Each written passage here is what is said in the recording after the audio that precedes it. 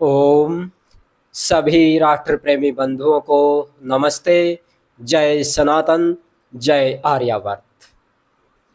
प्यारे बंधु, हम श्रीमद् भगवत गीता का स्वाध्याय कर रहे थे और इस स्वाध्याय के अंतर्गत हमने दूसरे अध्याय के 22वें श्लोक तक हमने स्वाध्याय कर लिया था, जान लिया था कि किस प्रकार से भगवान श्री कृष्ण हैं वो अर्जुन को बार बार समझाते हैं कि हे अर्जुन, तू इन शरीरों के समान ही इस आत्मा को मत समझ।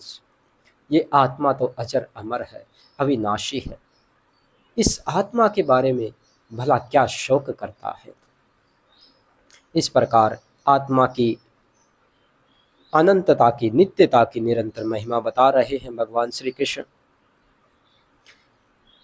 और कह रहे हैं कि हे अर्जुन, जिस प्रकार से हमारे ये जो वस्त्र हैं, ये वस्त्र जब पुराने हो जाते हैं, जीर्ण शीर्ण हो जाते हैं, और ये वस्त्र जब पुराने और जीर्ण शीर्ण होने के पश्चात जब हम इन पुराने वस्त्रों को त्याग करके नए वस्त्र धारण कर लेते हैं, ठीक उसी प्रकार से ये जो हमारी आत्मा है, यह शरीरों के जीर्ण शीर्ण हो जाने पर, शरीरों के दुर्बल हो जाने पर, अथवा शरीरों के मर जाने पर, शरीरों के नष्ट हो जाने पर नए शरीर धारण कर लेती है।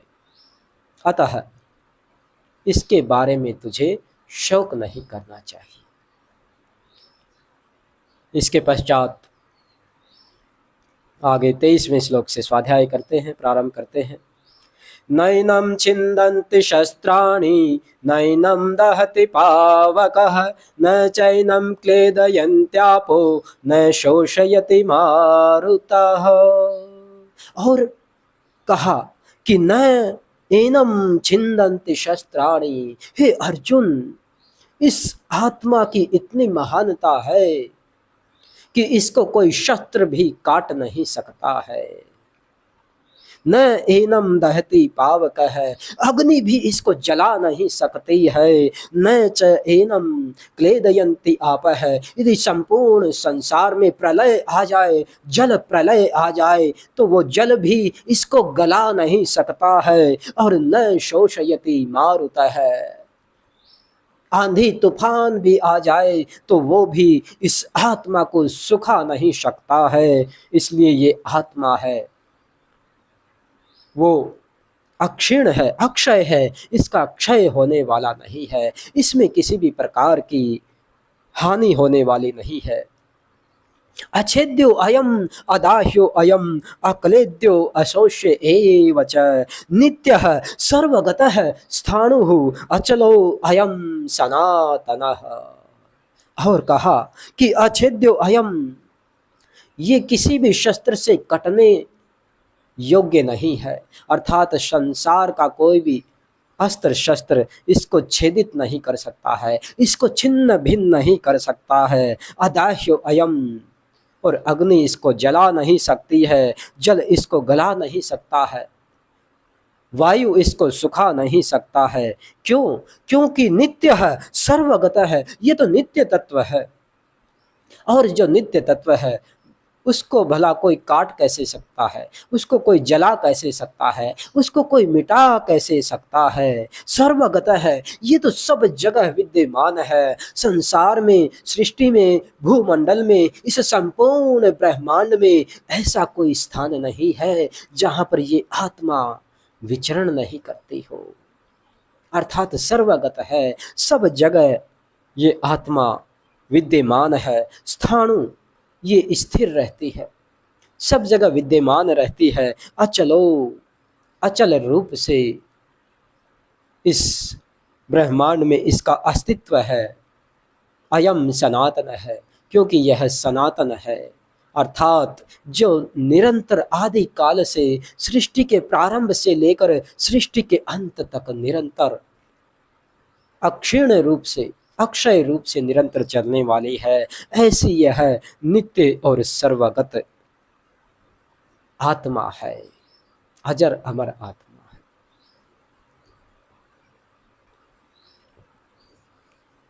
अव्यक्तो अयम अचिन्त्यो अयम अविकार्यो अयम उच्यते तस्मादेवं विदित्वैनं नानुशोचितुम अर्हसि।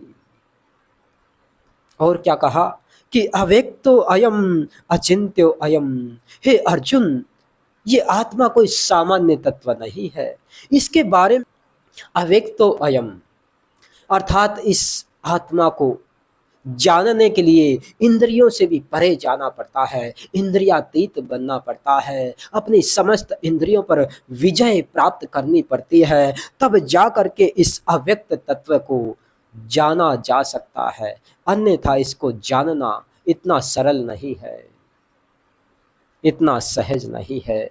अचिंत्यो अयम, इसका चिंतन करना तो सामान्य लोगों के बस की बात नहीं है, इसका चिंतन तो कोई जानी ध्यानी लोग ही कर सकते हैं, कोई योगी पुरुष ही इस परम पवित्र इस अजर अमर आत्मा का चिंतन कर सकते हैं। अविकार्यो अयम, ये विकार से रहित है, चाहे मन पर, बुद्धि पर, शरीर पर, इंद्रियों पर कोई भी विकार आ जाए, परंतु इस आत्मा को विकृत नहीं कर सकते, क्योंकि यह तो एक प्रकाश स्वरूप है, आनंद स्वरूप है, इसलिए यह विकारों से रहित है। तस्माद एवं विदित्वा एनम, इसलिए हे अर्जुन इस परम सत्य को, इस गूढ़ सत्य को, इस रहस्यमय सत्य को जान करके शोक करना छोड़ दे, शोक करना छोड़ दे। तुम्हारे लिए शोक करना उचित नहीं है, क्योंकि तुम सोच रहे हो कि शरीरों के मरने से आत्मा भी मर जाएगी, परंतु अर्जुन ये तुम्हारी भूल है। शरीरों के मरने से भला आत्मा कैसे मर सकती है? शरीर तो नश्वर है, परंतु आत्मा है वो अनश्वर है, नित्य है। अथ चैनम नित्य जातम नित्यम वा मन्यसे मृतम तथापि त्वं महाबाहो नैवं शोचितुम अर्हसि। और यदि तू ऐसा मानता है कि अथ चैनम नित्य जातम, यदि तू ऐसा मानता है कि ये आत्मा तो बार बार जन्म लेता है और मरता है, यदि ऐसा भी तू मानता है तो भी तुम्हें शोक नहीं करना चाहिए, क्योंकि यदि बार बार मरता है तो फिर से जन्म भी तो ले रहा है, फिर से पुनर्जन्म भी तो हो रहा है। इसलिए हे महाबाहो, जरा सोचो समझो, इस गूढ़ रहस्य को जानो और शोक करना छोड़ दो। जातस्य हि ध्रुवो मृत्युर ध्रुवं जन्म मृतस्य च तस्माद् अपरिहार्यर्थे न त्वं शोचितुम अर्हसि, न त्वं शोचितुम अर्हसि। जातस्य ही ध्रुवो मृत्युर, ये संसार का अटल नियम है। जिस व्यक्ति के शरीर का जन्म हुआ है उसकी मृत्यु होना निश्चित है, और जिसकी मृत्यु हुई है उसका जन्म होना भी निश्चित है। ये अटल सत्य है, यह ध्रुव सत्य है। तस्मात् अपरिहार्यर्थे, इसलिए इस अपरिहार्य सत्य को जान करके तू शोक करना छोड़ दे, शोक करना छोड़ दे। अव्यक्तादीनि भूतानि व्यक्त मध्यानि भारत अव्यक्त निधनानेव तत्र का परिवेदना। अव्यक्तादीनि भूतानि, ये शरीर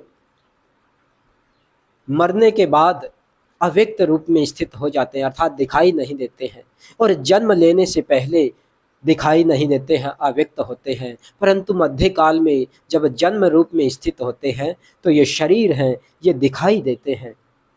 इसलिए जिसका व्यक्त और अव्यक्त वाला स्वरूप है, तो आज ये नष्ट हुए कल पुनः व्यक्त रूप में स्थित हो जाएंगे, व्यक्त रूप में हमारे सामने आ जाएंगे। इसलिए भला इस बात पर शोक करने की क्या आवश्यकता है?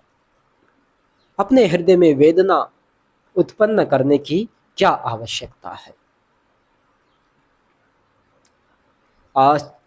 आश्चर्यवत् पश्यति कश्चिद् एनम् आश्चर्यवत् वदति तथैव चान्यः आश्चर्यवत् चैनम् अन्यः शृणोति श्रुत्वाप्येनं वेद न चैव कश्चित्। और कहा आश्चर्यवत् पश्यति कश्चित्, इस आत्मा को लोग आश्चर्य की दृष्टि से देखते हैं कि अरे भाई, जब शरीर मर जाते हैं तो भला ये आत्मा ऐसी कैसी शक्तिशाली है जो मरती नहीं है। जब शरीर जल जाते हैं तो भला ऐसे कैसे हो सकता है कि ये आत्मा जलती नहीं है। जब शरीर कट जाते हैं, छिद जाते हैं, अस्त्र शस्त्रों से नष्ट हो जाते हैं तो भला ऐसे कैसे हो सकता है कि अस्त्र शस्त्रों से ये आत्मा न कटती हो। इस प्रकार लोग इसको बड़े आश्चर्य के साथ देखते हैं। आश्चर्यवत वदति तथैव चान्य है, और कुछ लोग इसकी महिमा को अत्यंत आश्चर्य के साथ बतलाते हैं कि अरे ये आत्मा तो बड़ी अजर अमर है, अविनाशी है, नित्य है, स्थाणु है, अचल है, सनातन है, इसका कभी नाश न तो हुआ है और न ही कभी इसका नाश हो सकता है। इस प्रकार आश्चर्य भरी बातें इसके बारे में लोग कहते हैं। आश्चर्यवत् चैनम अन्य शृणोति, और इसकी महिमा लोग आश्चर्य के साथ सुनते हैं कि अरे देखो कितनी महिमावान है ये आत्मा, जो सब कुछ नष्ट हो जाने पर, शरीर के नष्ट हो जाने पर भी, इंद्रियों के नष्ट हो जाने पर भी, मन के नष्ट हो जाने पर भी ये अजर अमर रह जाती है, नित्य रह जाती है, अक्षय रह जाती है।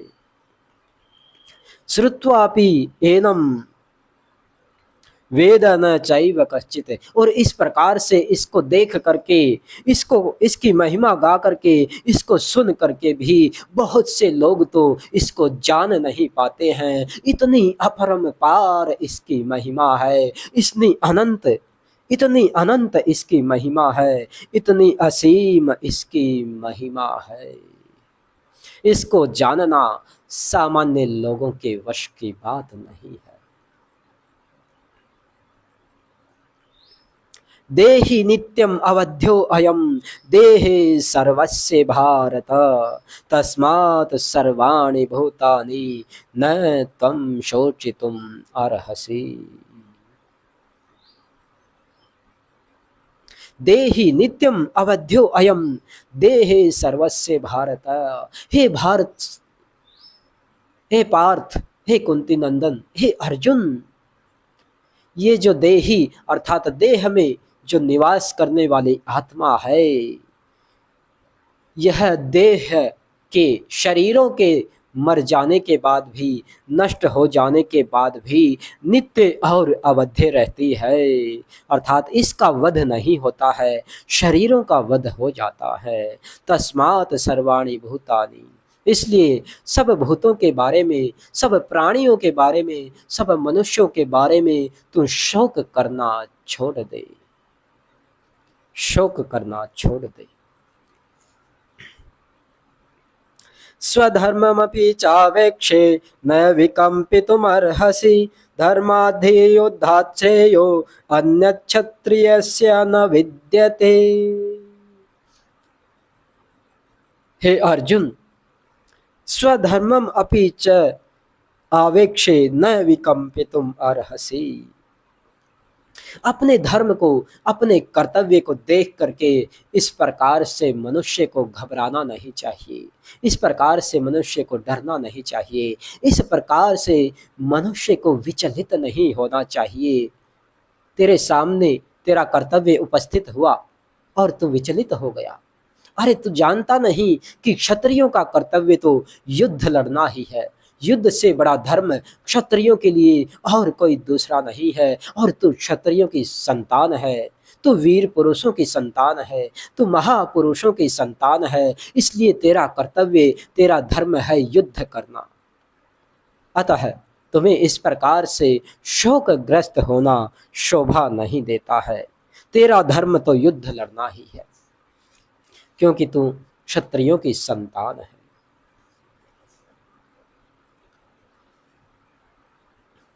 यदृच्छया चोपपन्नं स्वर्गद्वारमपावृतं सुखिनः क्षत्रियाः पार्थ लभन्ते युद्धमीदृशम् अथ चेत्त्वमिमं धर्म्यं संग्रामं न करिष्यसि ततः स्वधर्मं कीर्तिं च हित्वा पापमवाप्स्यसि। और बतलाया, क्या बतलाया कि यदृच्छया च उपपन्नं स्वर्गद्वारम् अपावृतं सुखिनः क्षत्रियाः पार्थ लभन्ते युद्धम ईदृशम्। हे पार्थ, हे कुंती नंदन, इस प्रकार का युद्ध तो सौभाग्यशाली क्षत्रिय लोग ही प्राप्त करते हैं, अर्थात तुम्हारे लिए तो स्वर्ग का द्वार खुल गया है। तो स्वतः ही तुम्हारे सामने, तुम्हारे जैसे क्षत्रियों के सामने युद्ध उपस्थित हो गया है। तुमने स्वयं इसके लिए पहल नहीं की, बल्कि अधर्मियों ने ही इस युद्ध की पहल की है। इस प्रकार से तुम्हारे लिए तो स्वर्ग का द्वार स्वतः ही खुल गया है, अर्थात युद्ध लड़ना ही क्षत्रियों के लिए स्वर्ग प्राप्त करने के समान है। और इस प्रकार का अवसर तुम्हारे लिए बार बार नहीं आता है, इसलिए इस अवसर को हाथ से मत जाने दे। तुम्हारे लिए यह अत्यंत सौभाग्यशाली है। अथ चेत्त्वम् इमं धर्म्यं संग्रामं न करिष्यसि ततः स्वधर्मं कीर्तिं च हित्वा पापम अवाप्स्यसि। और कहा कि यदि तू इस संग्राम से डर करके, यदि तू इस युद्ध से डर करके पीछे हट जाएगा तो क्या होगा? ततः स्वधर्मं कीर्तिं च हित्वा पापम अवाप्स्यसि। यदि तू इस युद्ध से पीछे हट जाएगा तो तू अपने ही हाथों अपनी कीर्ति को, अपने सम्मान को, अपने स्वधर्म को त्याग करके पाप को प्राप्त हो जाएगा, नरक को प्राप्त हो जाएगा, घनघोर दुखों को प्राप्त हो जाएगा। किस प्रकार से दुखों को प्राप्त होगा? अकीर्तिं चापि भूतानि कथयिष्यन्ति ते व्ययां संभावितस्य चाकीर्तिर्मरणादतिरिच्यते। यदि युद्ध नहीं लड़ेगा तो क्या दुख आ जाएगा? बतलाते हैं श्री कृष्ण भगवान कि अकीर्तिम चापि भूतानि कथयिष्यन्ति ते अव्ययाम, अर्थात तुम्हारी अनंत अपकीर्ति को लोग कहेंगे, अर्थात तुम्हारा घोर अपमान करेंगे लोग कि देखो, अपने आप को वीर कहता था, अपने आप को क्षत्रियों की संतान बतलाता था और युद्ध का समय आने पर पीछे हट गया, कायरों की तरह भाग खड़ा हुआ। इस प्रकार से लोग तुम्हारी कीर्ति को, तुम्हारे यश को, तुम्हारे गौरव को, तुम्हारे स्वाभिमान को धूल में मिला देंगे, बार बार तुम्हारा अपमान करेंगे, इतना तुम्हारा अपमान करेंगे कि तू कहीं मुंह दिखाने लायक नहीं रहेगा। इसलिए अर्जुन, अपमान सबसे बड़ा दुख होता है, अपमान मृत्यु से भी बड़ा दुख होता है। इसलिए इस अपमान से बचना है, अपयश से बचना है, बदनामी से बचना है तो युद्ध के लिए तैयार हो जा,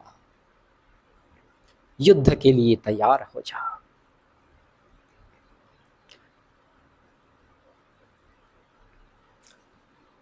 भयात् रणात् परतं मन्स्यन्ते त्वां महारथाः येषां च त्वं बहुमतो भूत्वा यास्यसि लाघवम्। अवाच्यवादांश्च बहून् वदिष्यन्ति तवाहिताः निन्दन्तस्तव सामर्थ्यं ततो दुःखतरं नु किम्। अतो वा प्राप्स्यसि स्वर्गं जित्वा वा भोक्ष्यसे महिं। तस्मादुत्तिष्ठ कौन्तेय युद्धाय कृतनिश्चयः। और क्या कहा कि भयात रणात उपरतम मन्स्यन्ते त्वां महारथाः येषां च त्वं बहुमतो भूत्वा यास्यसि लाघवम्। जो लोग तुम्हें बहुत बड़ा योद्धा समझते थे, यदि तू युद्ध से पीछे हट जाएगा तो वो लोग तुम्हें तुच्छ समझ लेंगे, कायर समझ लेंगे। वो समझ लेंगे कि तू तो ऐसे ही दिखावा कर रहा था, तू तो वीरों की संतान नहीं है, कायरों की संतान है। क्योंकि युद्ध को छोड़ करके युद्ध के भय से पीछे हट गया, दूर भाग गया। इस प्रकार से लोग जो आपको बड़ा समझते थे, महान समझते थे, वो भी तुम्हें तुच्छ समझने लग जाएंगे। अवाच्य वादांच बहून वदिष्यन्ति तवाहिताः निंदन्तस्तव सामर्थ्यम ततो दुःखतरम नु किम। और जो तुम्हारे शत्रु हैं, तुम्हारे विरोधी लोग हैं, वो बड़ी बड़ी बातें कह करके तुम्हारा अपमान करेंगे, तुम्हें लज्जित करेंगे। इस प्रकार से इस घनघोर निंदा को तो किस प्रकार सहन करेगा? तुम्हारे लिए इस घनघोर निंदा से बड़ा दुख भला और क्या हो सकता है? हतो वा प्राप्स्यसि स्वर्गम जित्वा वा भोक्ष्यसे महिम तस्मादुत्तिष्ठ कौन्तेय युद्धाय कृत निश्चयः। इसलिए हे अर्जुन, यदि तू मारा गया तो स्वर्ग को प्राप्त करेगा, और यदि विजय प्राप्त हो गई तो तुझे राज्य मिल जाएगा। इस प्रकार से इस सत्य को जान करके युद्ध के लिए पुनः खड़ा हो जा, पुनः तैयार हो जा। युद्ध करना ही तुम्हारा कर्तव्य है, क्योंकि तू क्षत्रियों की संतान है।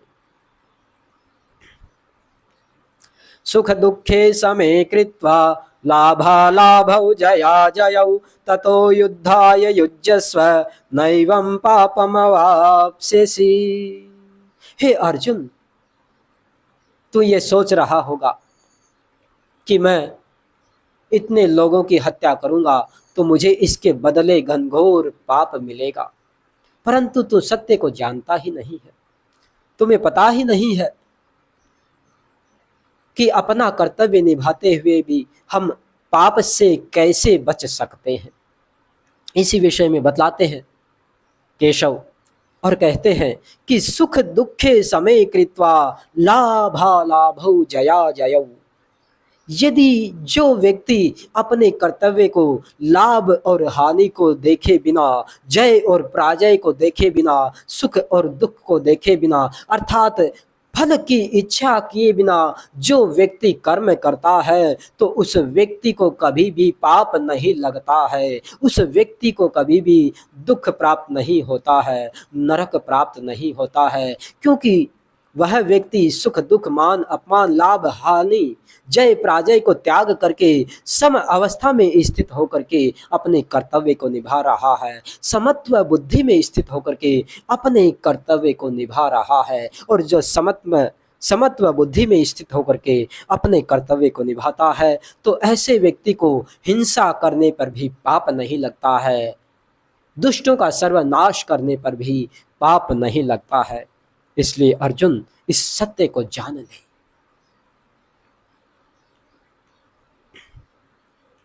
एषा ते अभिहिता सांख्ये बुद्धिर्योगे त्विमां शृणु बुद्ध्या युक्तो यया पार्थ कर्म बंधं प्रहास्यसि नेहाभिक्रमनाशोऽस्ति प्रत्यवायो न विद्यते स्वल्पमप्यस्य धर्मस्य त्रायते महतो भयात्। तो इस प्रकार से भगवान श्री कृष्ण केशव अर्जुन से कहते हैं कि एषा ते अभिहिता सांख्ये बुद्धिर्योगे तू इमाम शृणु। इस प्रकार से तुझे मैंने ये सांख्य योग का उपदेश दिया है, सांख्य ज्ञान का उपदेश दिया है। बुद्ध्या युक्तो यया पार्थ कर्म बंधम प्रहास्यसि, जो कि समत्व बुद्धि से युक्त होने के पश्चात मनुष्य कर्म बंधनों को त्याग देता है, अर्थात कर्म बंधनों से मुक्त होकर के कर्म करता है। और जो इस प्रकार से कर्म करता है, कर्म बंधन से मुक्त होकर के कर्म करता है, तो उस व्यक्ति को पाप नहीं लगता है। क्योंकि कर्म बंधन से विमुक्त होकर के, कर्म बंधन से ऊपर उठ करके जो व्यक्ति कर्म करता है, तो उसका संस्कार नहीं बनता है। संस्कार न बनने से उसको पाप पुण्य नहीं लगता है, बल्कि उस पाप और पुण्य से भी ऊपर उठ जाता है वह व्यक्ति, और निष्काम अवस्था में स्थित हो जाता है। नेहाभिक्रमनाशोऽस्ति प्रत्यवायो न विद्यते स्वल्पम अपि अस्य धर्मस्य त्रायते महतो भयात्। कहा कि हे पार्थ, आत्मा की अमरता और शरीरों की नश्वरता के विषय में मैंने तुम्हें ये ज्ञान योग बतलाया है, सांख्य योग बतलाया है। किंतु हे पार्थ, जिस ज्ञान योग से युक्त होकर के, जिस सांख्य योग से युक्त होकर के तू कर्म बंधन को त्याग सकेगा, ऐसे कर्म योग के विषय में जो बुद्धि है, अब मैं तुझे उसके बारे में बतलाता हूँ। अर्थात ये तो मैंने आत्मा और अनात्मा के विषय में तुझे उपदेश दिया है। अब इस आत्म अनात्मा के सत्य को जान करके कैसे मनुष्य कर्म करता रहे, इस विषय में तुझे बतलाता हूँ। व्यवसायात्मिका बुद्धिर एकेह कुरु नंदन, बहुशाखा ह्यनन्ताश्च बुद्धयो व्यवसायिनाम्।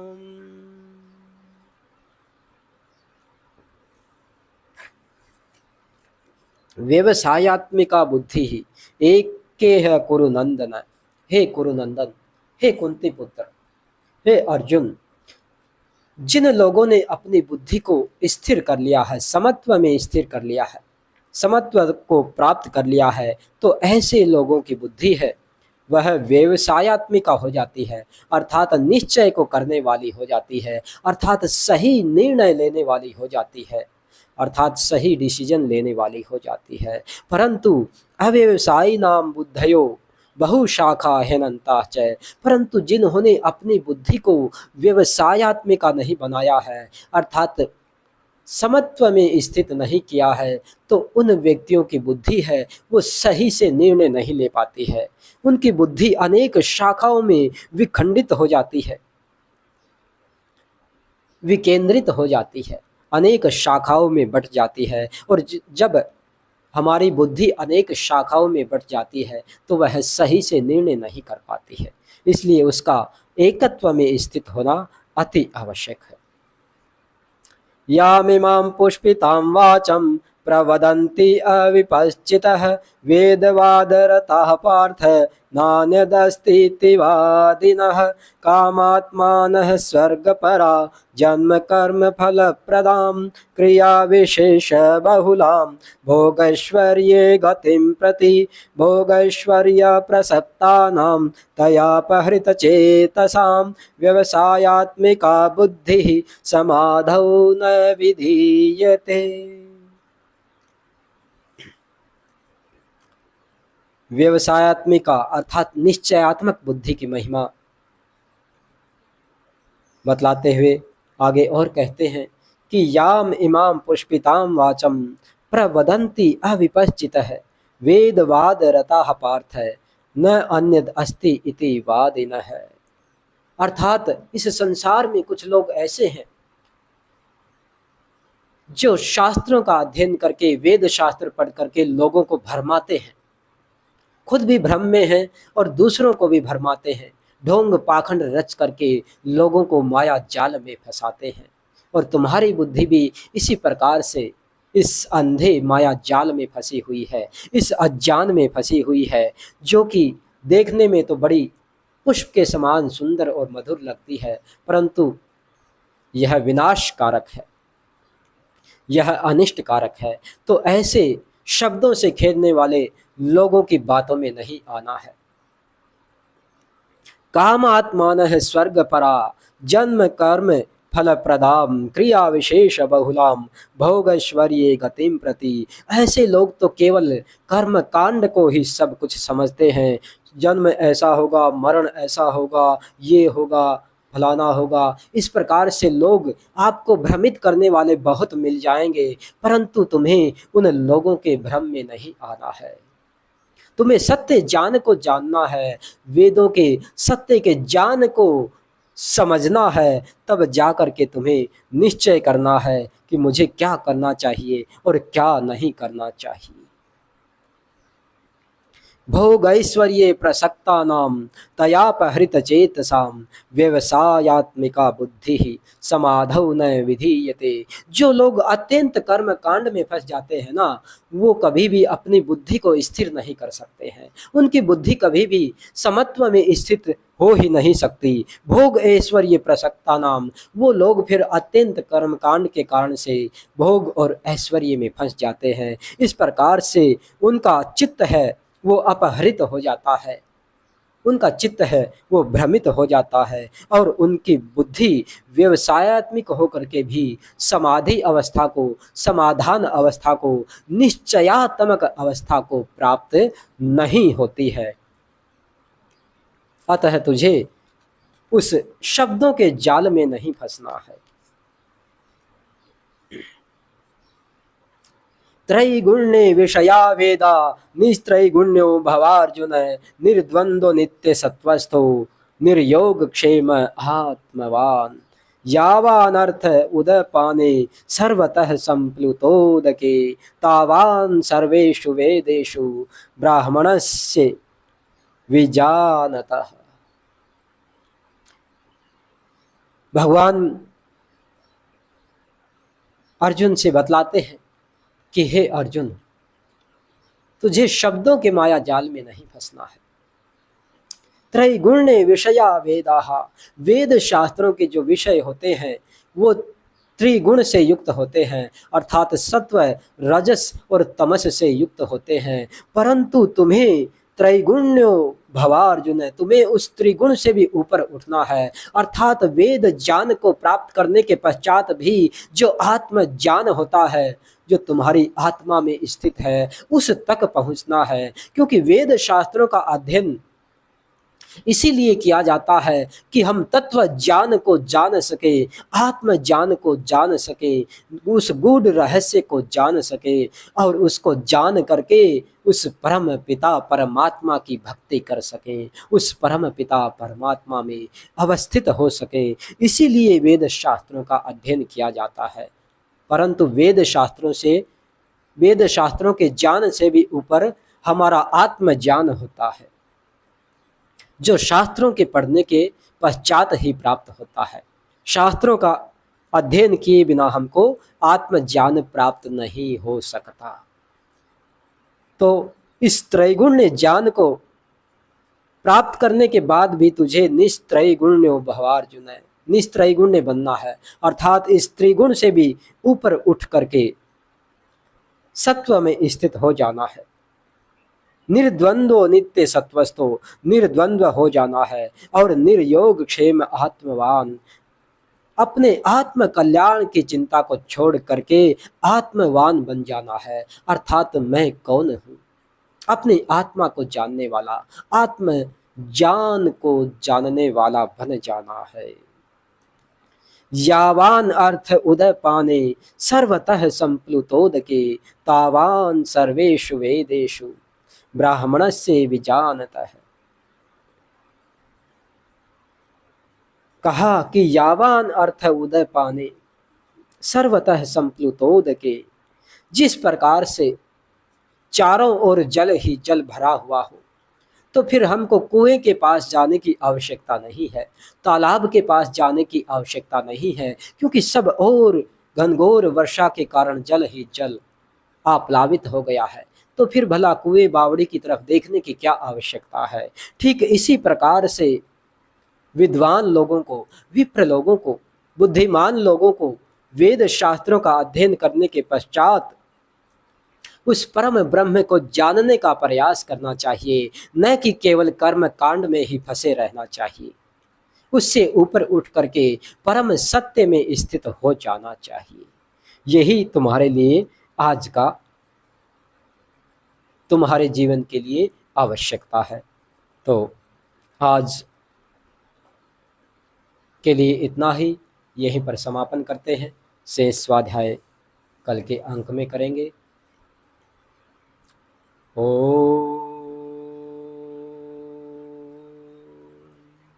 शांति शांति शांति।